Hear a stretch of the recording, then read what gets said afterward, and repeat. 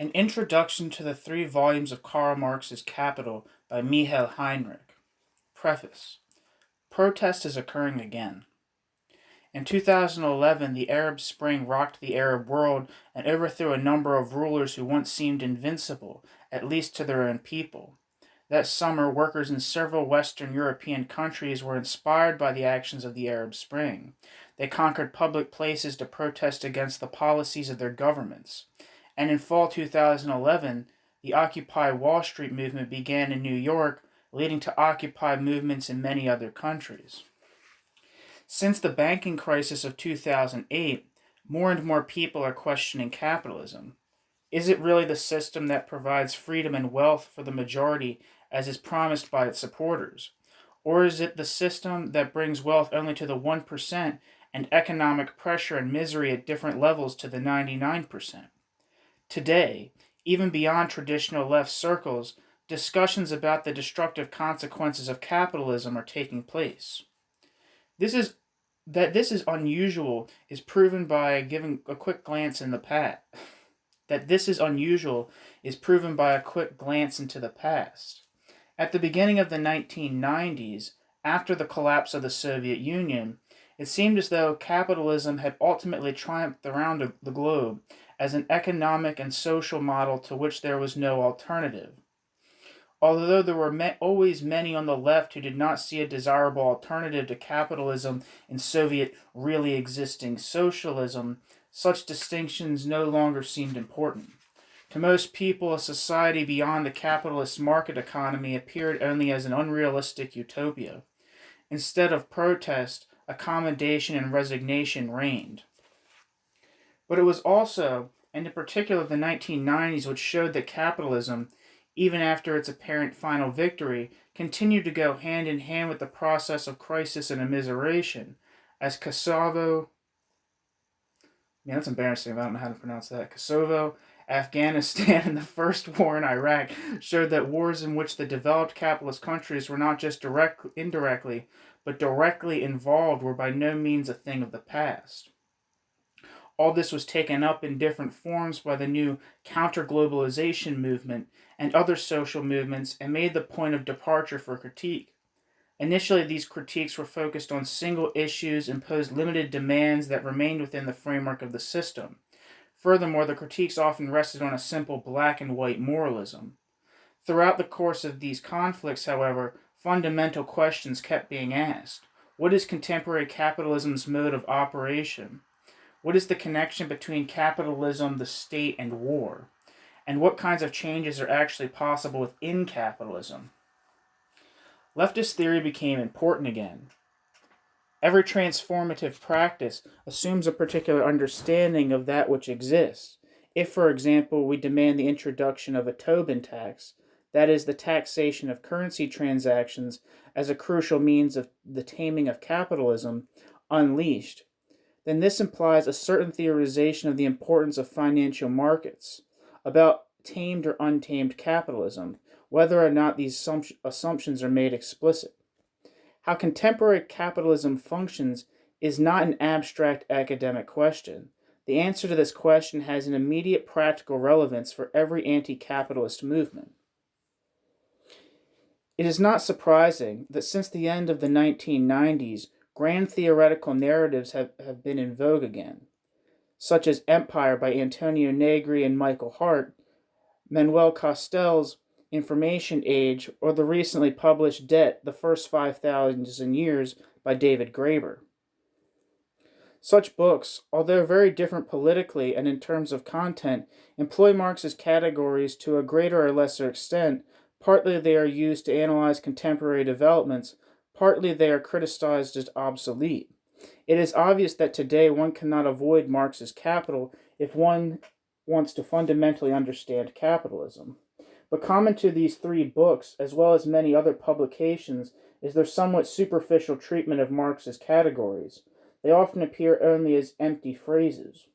An engagement with the original is necessary, not only to criticize such superficiality, but above all because Capital, written more than 100 years ago, gives a more comprehensive analysis of capitalism and is in many ways more contemporary than many of the pompously packaged works written in the present. If we begin to read Capital, we encounter certain difficulties. The text is not always very easy to understand, particularly at the beginning. The three books' girth alone is likely to act as a deterrent. Under no circumstances, however, should one be satisfied with reading only the first volume. Since Marx presents his object of inquiry on different levels of abstraction that mutually imply and complement each other, the theory of value and surplus value dealt with in the first volume can only be fully understood at the end of the third volume. What one believes they know after reading just the first volume is not only incomplete, but in fact distorted. Coffee break.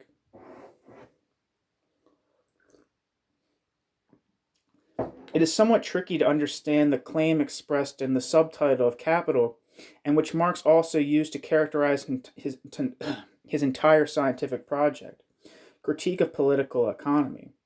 In the 19th century, political economy broadly referred to that which we today call economics. By using the term critique of political economy, Marx suggests that he is not interested only in a new presentation of political economy, but rather in a fundamental critique of all established economic science. Marx wants a scientific revolution, albeit with a political, social revolutionary interest in mind. In spite of all these difficulties, one should read Capital.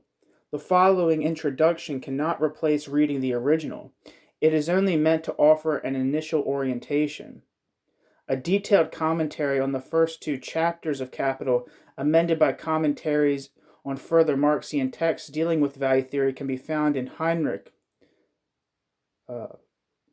something in German. A continuation of this commentary covering chapters 3 to 7 will appear in 2013.